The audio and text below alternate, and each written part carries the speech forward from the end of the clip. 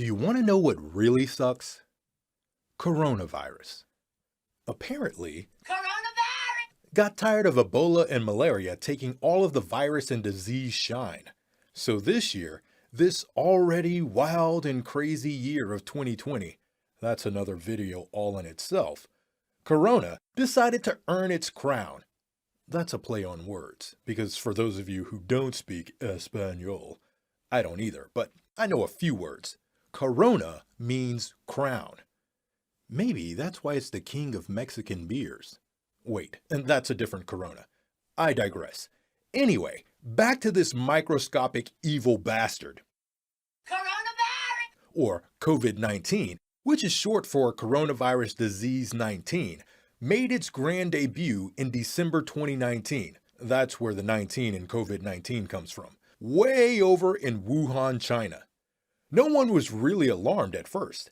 Everyone thought that it was just dropping in to make an appearance. You know, like the aunt that doesn't really like anyone in the family, however, she still shows up fashionably late to all of the family events, just so she can make an entrance and show off her new look. Then, just as quickly, she makes up an excuse to leave early.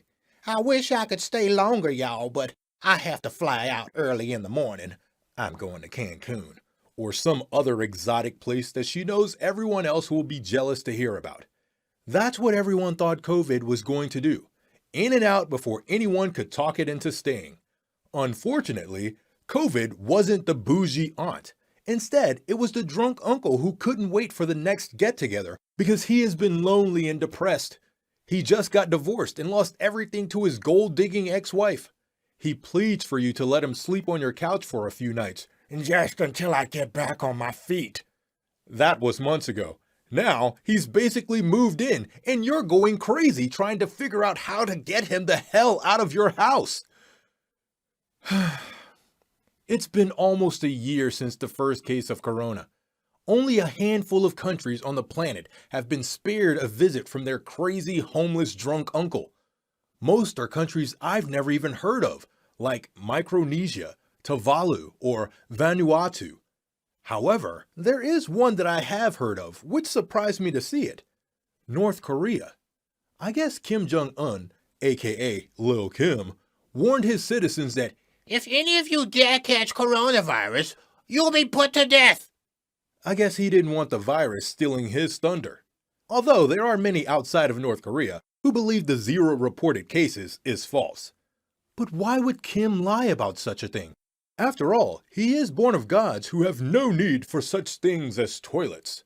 So surely such a supreme leader would have the power to ward off such a pesky virus. Yeah, I'm convinced too. But seriously, this virus has connected with an uppercut and has rocked the world. We have almost 60 million cases and around 1.5 million deaths globally. At first, we thought we just needed to keep the elderly safe. My own parents got the virus. Thankfully, they survived. Coronavirus threw a tantrum. Why are they not all dying? So, it decided to stretch out its evil claw and grab a hold of children and young adults too. The more the merrier. Thankfully, the majority of those infected do survive. However, that doesn't make losing 1.5 million people any easier. This pandemic has been a killer, not just for lives, but also for mental health and relationships. When there's no way to see the threat coming, you develop a level of paranoia. You become suspicious of everyone and everything around you. Did he just sneeze? Did she wash her hands? I need to disinfect this chicken before I eat it. We've reached a point where going to the grocery store is a field trip. Granted, one where you have to be suited up in full hazmat gear, but at least you get out of the house for a little bit. It's a small but welcome break from the monotony of sitting at home, seeing the same faces, hearing the same voices, telling the same stories day in and day out for months on end. How was your day, honey? It was fine. How was yours? The same. What did you do? You know what I did. You did the same thing. I woke up, made some coffee, then I sat in the living room for hours. You were sitting right beside me. Inside you're thinking, I love you, but I need some distance from you so that the absence can make my heart grow fonder. Because your face, your smell, your voice are starting to really get on my nerves. It's been almost a year, and we're still fighting this thing. There are some countries that have managed to get the pandemic under control. Countries like New Zealand, South Korea, and Taiwan, which are all able to get back to some level of normal life. Also, there's almost a whole continent of Africa, which is told, "Coronavirus! You are not welcome here." My African brothers and sisters have been resilient in their fight. They've been battling viruses and diseases for quite some time, and so they know what leadership, organization, and commitment is required to keep it under control. Unfortunately, over in the Western world, however, we're looking like the kid who was brought to daddy's job and then put in charge of the whole company. We're completely clueless as to what we're doing. We have a select group of freedom-loving idiots who think their patriotism, and I use that term loosely, to their country makes them immune to death. They have their favorite news channel and their idiot cult leader telling them to liberate their state and defy orders meant to keep them safe.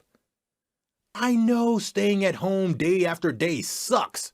I mean, who wants to be imprisoned at home and not allowed to go to the movies or a bar or even just a friend's house? But the virus is real, people. Your ability to get wasted at a sporting event shouldn't come at the expense of Nana or baby Jack. There are a few vaccines on the horizon. Fortunately, they've had some pretty positive showings. However, widespread access is still a ways off. Too many people continue to deny this virus exists and needs to be taken seriously. They continue to behave recklessly. Leadership continues to act for politics and not for the people. So we can expect the pandemic to be prolonged, the infection numbers to continue to rise, and many more lives to be lost.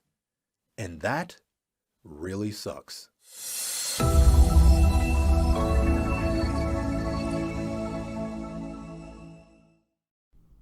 Comment, like, share, and connect with us on social media.